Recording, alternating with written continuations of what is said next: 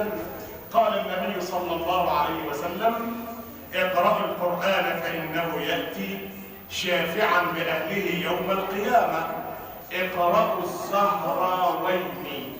الزهراوين دول اللي هم ايه؟ البقرة وآل عمران. اقرأوا الزهراوين فإنهما يأتيان يوم القيامة كأنهما غمامتان أو كأنهما غيايتان أو كأنهما فرقان من طير صواف تحاجان عن أهلهما يوم القيامة. ثم قال النبي صلى الله عليه وسلم: اقرأوا سورة البقرة فإن أخذها بركة وتركها حسرة ولا يستطيعها البطلة، يعني السحرة. عاوز شفيع يشفع لك يوم القيامة؟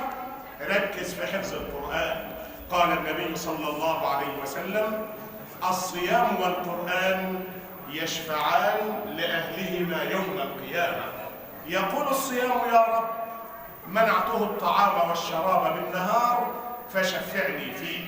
ويقول القرآن: يا رب منعته النوم بالليل فشفعني فيه.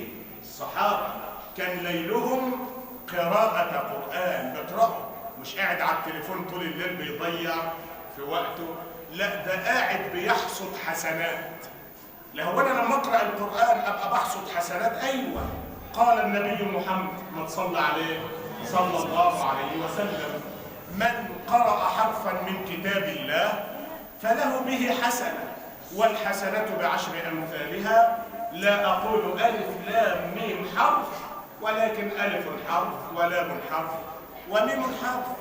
يوم القيامة لما تدخل الجنة الملائكة هيقولوا لك: افضل اقرأ واطلع ارتقي. قال النبي صلى الله عليه وسلم: يقال لقارئ القرآن يوم القيامة: اقرأ وارتقي ورتل كما كنت ترتل في الدنيا، فإن منزلتك عند آخر آية كنت تقرأها.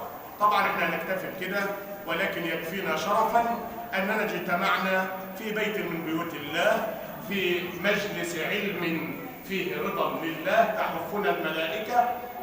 اجتمعنا ونحن نكرم حفظة كتاب الله، فأسأل الله أن يجعل اجتماعنا هذا في ميزان حسناتنا جميعا وفي ميزان حسنات من كان سببا في دعوتنا.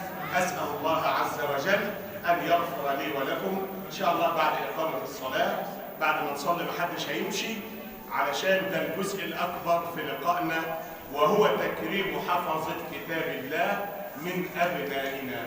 أقول قولي هذا وأستغفر الله لي ولكم، وجزاكم الله خيرا، وأقم الصلاة.